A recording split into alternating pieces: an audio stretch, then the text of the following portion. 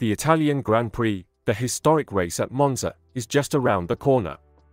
Ever since its inception in the year of 1950, bar one in 1980 at Imola, it's been a mainstay on the Formula One calendar, with its track stretching over 5.793 kilometers. Did you know that the lap record still stands from 2004, held by none other than Rubens Barrichello in a Ferrari?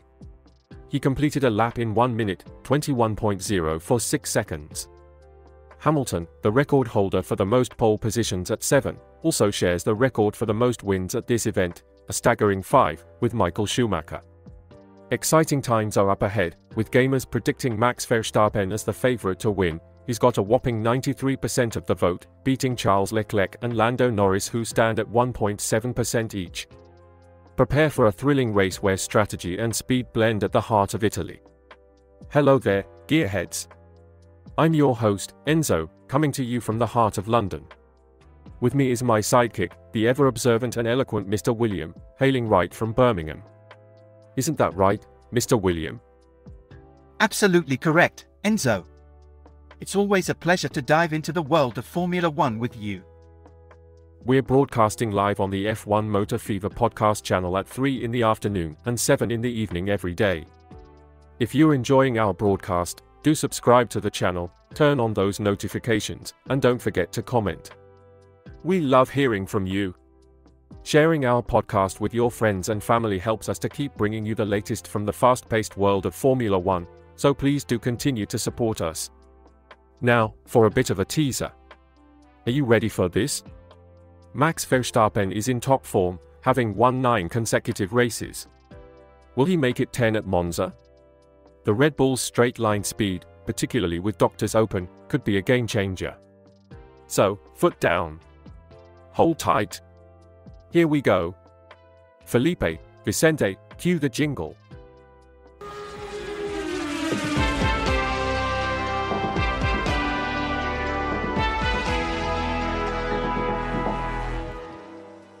You know, when I first visited Monza, I couldn't help but feel a certain reverence for the place. The Temple of Speed, they call it. And for good reason, I learnt. It was during a Grand Prix weekend, the air was electric, the crowd, the excitement. It was just like every other race, but with an extra pinch of magic. Oh, come on, Enzo. I've heard you say the same about Silverstone, Spa, and even Monte Carlo. Are you going to call every track a Temple of Speed at some point? Well, Mr. William Turner, they each have their own unique charm, don't they? And it's not just the track, it's the history, the stories, the battles that have taken place there, and the records that have been set and broken. I mean, take Monza, for instance. It's been a part of the F1 calendar since the inaugural 1950 season, and the lap record still stands from 2004, set by Rubens Barrichello. That's something. I suppose you do have a point, Enzo. I apologize for scoffing. Each track does hold its own significance and resonance in the sport. Now, speaking of records, here's a little trivia for you all.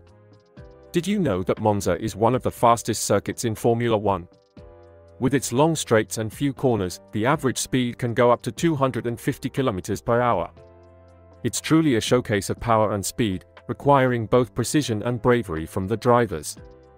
And while we're on the topic of speed, let's not forget that the track's fastest ever lap was accomplished by none other than Kimi Räikkönen in 2018, clocking a blistering time of 1 minute, 19.119 seconds. That's a speed of 263.587 km per hour, the highest average speed for a lap in the history of Formula One. Indeed, Enzo. The Iceman certainly left his mark on the Temple of Speed.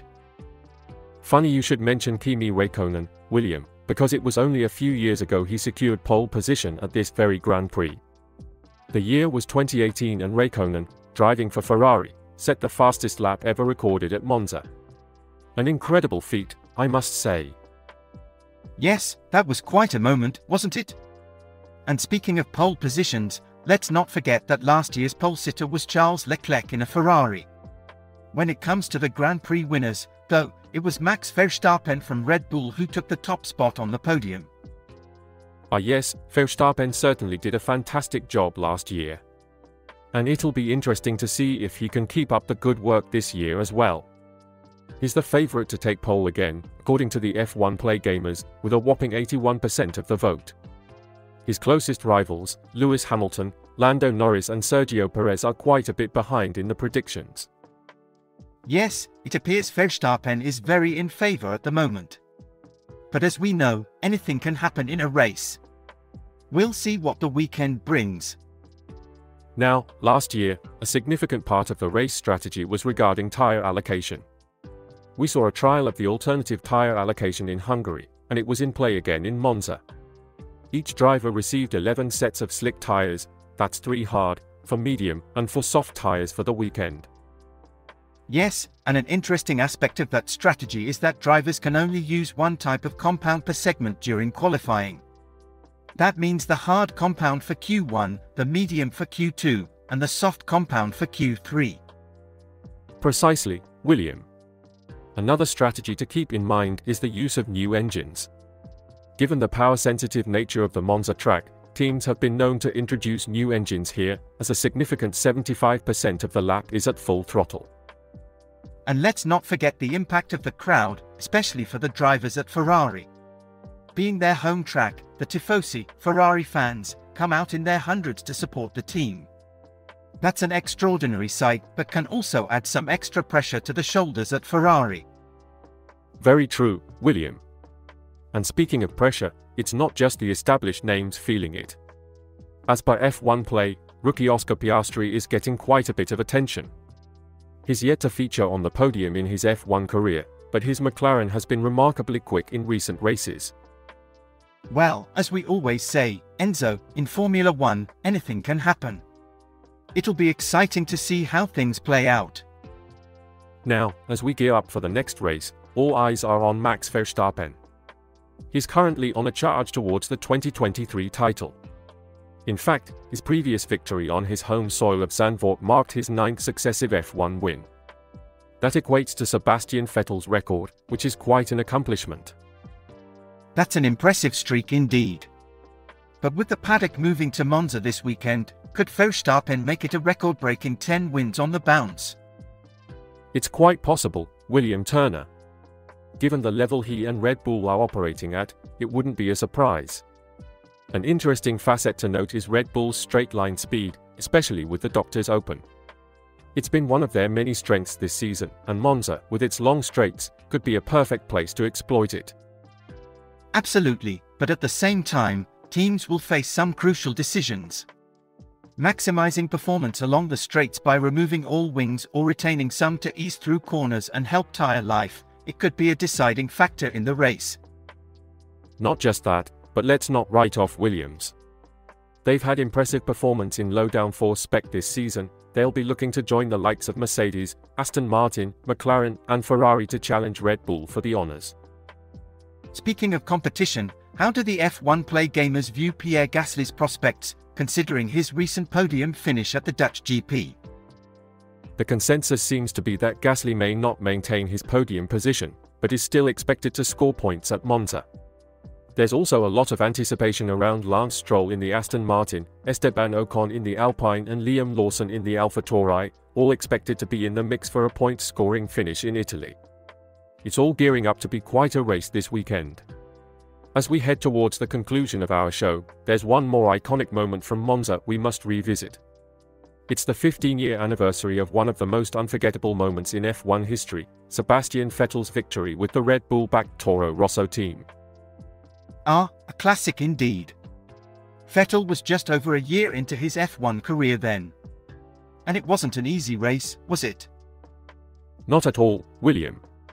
The conditions were slippery, but Vettel, against the odds, upset the establishment over the race distance. His stellar performance is considered one of the standout underdog results in recent Grand Prix history. It was a defining moment in Vettel's career, wasn't it? Absolutely, William Turner. That victory sent him on his way to a glittering career that included 52 more victories and 4 world titles. It's certainly a moment that's etched in the annals of F1 history.